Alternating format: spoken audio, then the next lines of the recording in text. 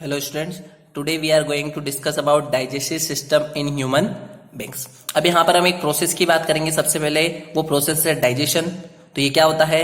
The process of breaking down of complex substance into simpler substance is known as digestion. तो human beings के अंदर complex substance जो कि हमारे द्वारा इंजेक्शन प्रोसेस में लिए जाते हैं, उनको छोटे छोटे टुकड़ों में कन्वर्ट करना ही क्या कहलाता है? Digestion process. अब इंजेक्शन क्या है? तो इंजेक्शन हमारे फूड को माउथ के अंदर इंटेक करने का प्रोसेस ही क्या कहलाएगा? इंजेक्शन कहलाएगा। अब ये जो प्रोसेस ऑफ डाइजेशन है वो एक ग्रुप ऑफ ऑर्गन्स के द्वारा किया जाता है, और यही ग्रुप ऑफ ऑर्गन्स आपस में मिलकर एक सिस्टम का फॉर्मेशन करते हैं, और यही सिस्टम हमारा क्या कहलाता है? Digestive system. ठीक है, तो डाइजेस्टिव सिस्टम हमारे डिफरेंट ऑर्गन और डाइजेस्टिव ग्लैंड्स के द्वारा मिलके बनाया जाता है। अब हम इनके बारे में फर्दर डिस्कस करेंगे, लेकिन उससे पहले मैं आपको पूरे डाइजेस्टिव सिस्टम का इमेज दिखाऊंगा, जिससे आप अच्छे से समझ पाएंगे कि कौन कौन से ऑर्गन प्रेजेंट होते हैं और किस सीक्वेंस में इनका अरेंजमेंट होता है हमारे सिस्टम के अंदर, हमारे ह्यूमन बॉडी के अंदर। जैसा कि आप यहाँ पर देख सकते हैं कि हमारा जो डाइजेस्टिव सिस्टम का ट्रैक्ट है वो माउथ से लेके यहाँ तक का पार्ट है, एनस तक का। तो इसी को हम पूरे को कहते हैं एलिमेंट्री कैनाल। इसमें हमारे डाइजेस्टिव ग्लैंड्स भी आ गए और ऑर्गन्स भी इंक्लूड हो जाते हैं। तो हमारा ऑर्गन्स की बात करें तो सबसे पहला ऑर्गन आएगा हमारा माउथ। क्या आएगा? माउथ। उसके बाद जो सेकंड है वो है oesophagus, third one is stomach, fourth one is small intestine and last one is large intestine. यहाँ पर एक और ऑर्गन रह जाता है, यहाँ पर नेमिंग नहीं की हुई है, मैं आपको बता देता हूं कि यहाँ पर हमारा होता है एक फ्रैंक्स। क्या होता है? फ्रैंक्स। इनके फंक्शंस को हम डिटेल में स्टडी करेंगे बाद में, पहले हम इनको सिर्फ देख लेते हैं। अब यहाँ पर डाइजेस्टिव ग्लैंड की बात की जाए तो डाइजेस्टिव ग्लैंड कौन कौन से? हमारा सैलिवरी ग्लैंड, एक ये लीवर एंड हमारा लास्ट वन इज पैनक्रियास। तो इस तरह से हमारा एक पूरा एलिमेंट्री कैनाल का ट्रैक्ट पूरा होता है, जिसके अंदर हमारे ऑर्गन्स और डाइजेस्टिव ग्लैंड होते हैं। ठीक है, अब हम हर एक ऑर्गन को डीपली डिस्कस करते जाएंगे कि उनका फंक्शन कैसा होता है, उनका शेप वगैरह कैसा होता है। अब हम सबसे पहले बात करते हैं ऑर्गन्स के अंदर, तो आता है माउथ हमारा।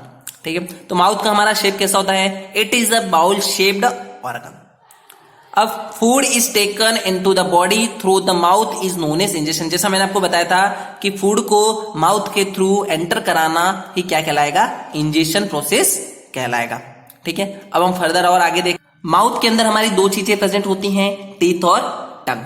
टीथ हैं वो 4 टाइप के होते हैं, इंसिसर्स, कैनिन्स, प्रीमोलर्स एंड मोलर्स। ठीक है, इनके फंक्शंस क्या होते हैं? Biting, cutting, tearing, piercing, chewing and grinding. यानी भोजन के बड़े बड़े टुकड़ों को काटना, उनको पीसना और उनको चबाने का काम इन सभी 4 टाइप के टीथ का होता है। ठीक है, और टंग है, टंग का काम होता है हमारा टेस्ट करना फूड को, और दूसरा उसके पास हमारी सपोर्टिव ग्लैंड्स प्रेजेंट होती हैं, सैलिवरी ग्लैंड, जिसके जरिए वो डाइजेशन में हेल्प आउट करती है।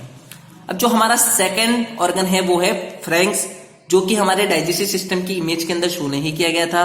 तो वो क्या है वो हम देखते हैं। It is the common passage for digestive and respiratory system.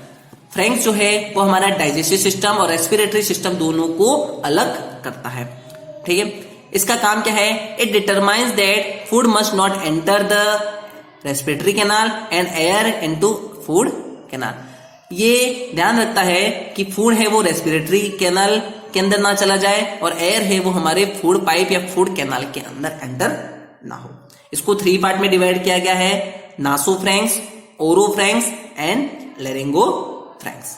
ठीक है, अगर फूड है वो हमारे रेस्पिरेटरी कैनाल के अंदर एंटर हो जाता है, या फिर एयर हमारे फूड कैनाल के अंदर एंटर हो जाता है, तो कौन सा केस हो सकता है या फिर क्या हो सकता है उस टाइम? तो उसको हम देखते हैं कि sometimes when we eat too fast and talk while eating, then a little pipe remains open, due to which food particles may enter the larynx and we may get choking sensation, commonly known as hiccup। यानी अगर ये situation आती है कि हमारा जो Franks है वो फ्रैंक्स के पास थोड़ा अगर वो अपना काम सही नहीं कर पाए, जिसकी वजह से हमारे फूड कैनाल या रेस्पिरेटरी कैनाल थोड़ी ओपन रह जाती है, जिसके कारण हमारा फूड एंटर कर जाता है लेरिंक्स के अंदर, रेस्पिरेटरी कैनाल के अंदर, तो हमें एक चॉकिंग सेंसेशन होता है, जिसको हम क्या कहते हैं? हिकअप्स, या हिंदी में जिसको हम कहते हैं हिचकी। ठीक है, ये हमें कोई याद नहीं करता, ये सब हमारे साइंस से ही जुड़े हुए हैं। अब जो हमारा नेक्स्ट ऑर्गन आएगा वो है ओइसोफेगस। कौन सा है? ओइसोफेगस। ओइसोफेगस की बात करें तो ये एक 25 सेंटीमीटर लॉन्ग मस्कुलर ट्यूब है। क्या है? 25 सेंटीमीटर मस्कुलर ट्यूब है। It connects our mouth to our stomach. इसका काम क्या होता है? यह हमारे माउथ को कनेक्ट करने का काम करती है। ठीक है, अब नेक्स्ट की ओर बढ़ते हैं। तो when food enters into oesophagus, the muscles in the walls of oesophagus start alternative contraction and relaxation, producing wave like movement called peristalsis. तो ओइसोफेगस की बात करें तो ओइसोफेगस में जैसे ही हमारा फूड एंटर करता है तो फूड के ओइसोफेगस के अंदर हमारा एक कॉन्ट्रैक्शन एंड रिलैक्सेशन का एक मूवमेंट बनता है। उसी मूवमेंट के कारण हमारा फूड जो पार्टिकल है वो हमारे इसके अंदर जाता है, स्टोमक के अंदर जाता है, और उसी मूवमेंट का नाम दिया गया है पेरिस्टाल्टिस मूवमेंट। ठीक है, अब मैं उस मूवमेंट को दिखाने जा रहा हूं आपको।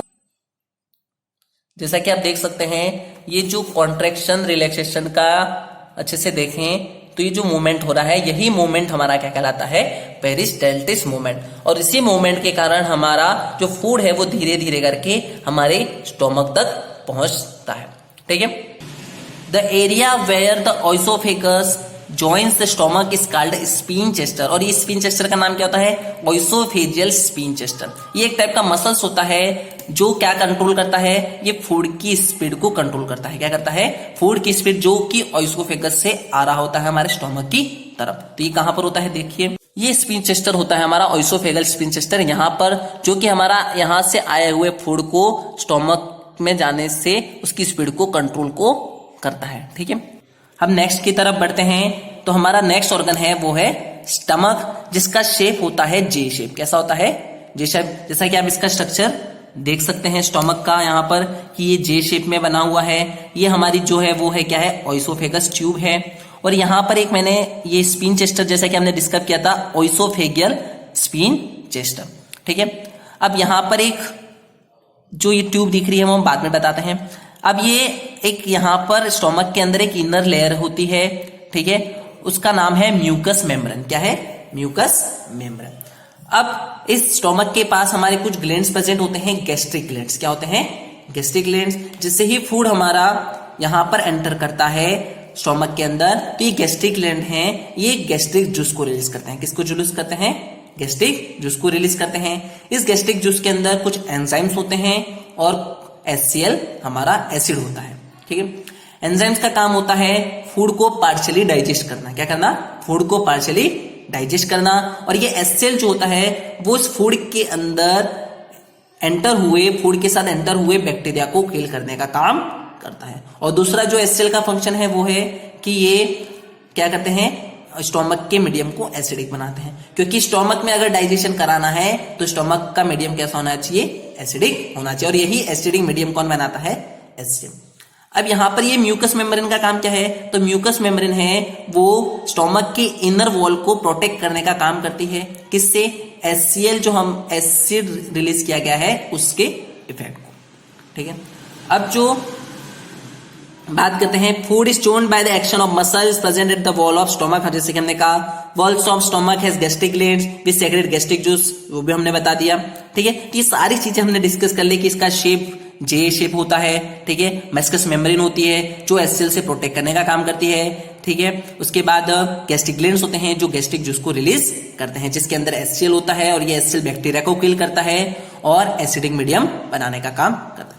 फिर हम बात करते हैं कि स्टोमक से हमारा फूड जो एंटर करता है वो अगला जो ऑर्गन है वो है स्मॉल इंटेस्टाइन। कौन सा है? Small intestine. लेकिन उससे पहले यहां पर भी एक स्पिन चेस्टर जुड़ा होता है, उसका नाम है पाइलोरिक स्पिन चेस्टर। क्या है? पाइलोरिक। इसका भी काम वही है, बस ये फूड की स्पीड को कंट्रोल करता है स्टोमक से स्मॉल इंटेस्टाइन में जाते टाइम। ठीक है, अब स्मॉल इंटेस्टाइन की बात करें तो ये एक 20 सेंटीमीटर लॉन्ग ट्यूब है। ठीक है, 20 फीट लॉन्ग ट्यूब है और 2.5 सेंटीमीटर इसका डायमीटर होता है। इसका फंक्शन क्या है? Its function is to absorb most of the nutrients from food what we eat and drink. यानी मोस्ट ऑफ द डाइजेशन जो होता है वो हमारे फूड का वो स्मॉल इंटेस्टाइन के अंदर ही होता है। In small intestine liver secrete bile juice pancreatic secrete pancreatic juice and walls of intestinal secretes intestinal juice which having digesting enzyme। तो यहाँ पर 3 टाइप के जूस आके मिलते हैं। एक जो कि लीवर हमारा सपोर्टिव ग्लैंड्स है वहां से बाइल जूस आता है, पैनक्रियास से पैनक्रेटिक जूस आता है, और हमारा स्मॉल इंटेस्टाइन का एक ओन जूस होता है वो होता है इंटेस्टिनल जूस। उनके पास डाइजेस्टिंग एंजाइम्स होते हैं जो हमारे डाइजेशन को कंप्लीट करते हैं। ठीक है, तो यहां पर इसके 3 पार्ट होते हैं, डुओडेनियम, जिजुनम और इलियम। हम बात करें तो लार्ज इंटेस्टाइन की, तो लार्ज इंटेस्टाइन 5 फीट लॉन्ग और 3 इंच डायमीटर में होती है। इसका काम होता है वाटर को एब्जॉर्ब करना एंड सॉल्ट को एब्जॉर्ब करना अनडाइजेस्टेड फूड के अंदर, जो कि हमारा स्मॉल इंटेस्टाइन के अंदर नहीं हो पाया है। ठीक है, और फिर उस अनडाइजेस्टेड फूड को वो रेक्टम के अंदर as a semi solid form में कलेक्ट या स्टोरेज कर देता है। लार्ज इंटेस्टाइन के 3 पार्ट होते हैं, कैइकियम, कोलन और रेक्टम। और ये रेक्टम वही पार्ट है जिसमें हमारा फेसेस है वो कलेक्ट रहता है। ठीक है, यहाँ पर आप देख सकते हैं कि ये जो पतली कॉइल टाइप ट्यूब दिख रही है ये हमारी है स्मॉल इंटेस्टाइन। कौन सी है? Small intestine. तो इसका जो पार्ट यहाँ पर हमारा स्टोमक से कनेक्ट रहता है वो डुओडेनम कहलाता है। फिर ये हमारा जिजुनम और ये कौन सा आ जाता है? इलियम। ठीक है, फिर वहीं ये हमारी स्मॉल इंटेस्टाइन इस लार्ज इंटेस्टाइन से कनेक्ट रहती है तो ये हमारा कैइकियम है। क्या है? कैइकियम। फिर कोलन को हमने 3 पार्ट में डिवाइड किया हुआ है, 3 to 4 पार्ट में। पहला ascending colon, transverse colon, descending colon and sigmoid colon. और लास्ट जो पार्ट है वो हमारा है रेक्टम, और रेक्टम के पास है एनल, जहां से हम फेसेस को बाहर निकालते हैं। ठीक है, तो ये रेक्टम वो पार्ट है जहां पर हमारा फेसेस है वो कुछ टाइम के लिए स्टोरेज रहता है। जैसे हमारे ऑर्गन तो यहां पर फिनिश होता है। अब बात करते हैं डाइजेस्टिव ग्लैंड्स की। तो डाइजेस्टिव ग्लैंड में सबसे पहला आता है सैलिवरी ग्लैंड्स। अब सैलिवरी ग्लैंड्स हैं वो एक सेक्रेशन करता है और वो है सलाइवा, जिसको हम लार कहते हैं। ठीक है, इसका काम क्या होता है कि फूड को लुब्रिकेट करना। क्या करना? फूड को लुब्रिकेट करना और हमारी ओरल जो कैविटी है उसको प्रोटेक्ट करना।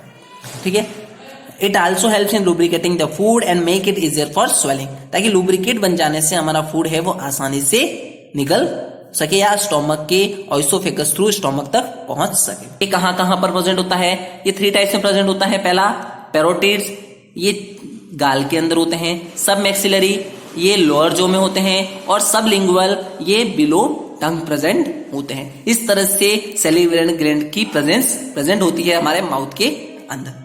फिर हम बात करते हैं नेक्स्ट जो सपोर्टिव ग्लैंड है वो है pancreas. It is a cream coloured heterocrine gland. ठीक है, इसका कलर कैसा होता है? क्रीम कलर होता है।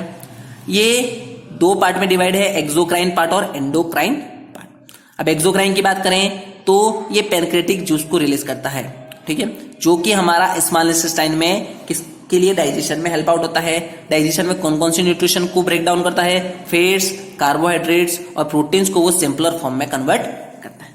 और वहीं एंडोक्राइन पार्ट की बात करें तो it consist of group of islets of Langerhans. Each islets of Langerhans contain 3 cells, यानी यहाँ पर प्लेट्स टाइप स्ट्रक्चर होता है जिसको हम कहते हैं आइसोलेट्स ऑफ लैंगन्स। और इनके पास 3 सेल होते हैं, अल्फा, बीटा और डेल्टा।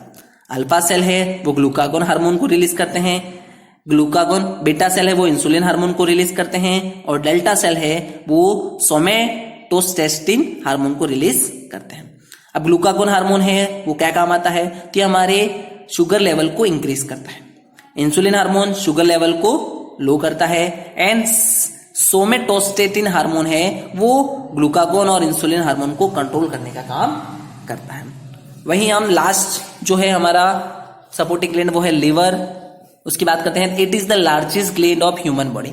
टोटल बॉडी में जो सबसे बड़ा ग्लैंड है वो है हमारा लिवर है। ठीक है, और जिसका वेट होता है 1.5 kg, 1.5 किलो के आसपास। ये जो सेक्रेशन करता है उसका नाम है बाइल जूस। ठीक है, इसका काम है मीडियम को, जो हमारा एसिडिक मीडियम बनाया था HCl ने स्टोमक के अंदर, तो उस फूड वो एसिडिक हो चुका था, उसको एल्कलाइन बनाने की जरूरत है। क्योंकि अगर स्मॉल इंटेस्टाइन में डाइजेशन कराना है तो मीडियम फूड कैसा होना चाहिए? एल्कलाइन मीडियम में होना चाहिए। तो उसको एल्कलाइन बनाने का काम कौन करेगा? Bile juice. Bile juice help in proper digestion of fats. Bile है वो फैट्स को भी ब्रेक डाउन करता है। On the layer surface of liver there is a thin walled pear shaped sac is called gall bladder. अब ये जो liver है वो बाइल जूस रिलीज करता है, वो डायरेक्टली नहीं करता, वो गल ब्लैडर में इसको भेजता है, और उस गल ब्लैडर के थ्रू वो हमारा जो बाइल जूस है वो हमारा कहां पर आता है, स्मॉल इंटेस्टाइन के अंदर आता है। तो इस तरह से हमारा पूरा डाइजेस्टिव सिस्टम का ट्रैक्ट होता है। सबसे पहला माउथ के अंदर टीथ और टंग अपना अपना काम करते हैं, ठीक है। टंग के पास सैलिवरी ग्लैंड होता है जो सलाइवा रिलीज करता है, जो भोजन को कैसा बनाते हैं, लुब्रिकेंट बनाते हैं। फिर वहीं हम ओइसोफेगस की बात करें तो पेरिस्टाल्टिस मूवमेंट के जरिए वो फूड को स्टोमक तक पहुंचाते हैं।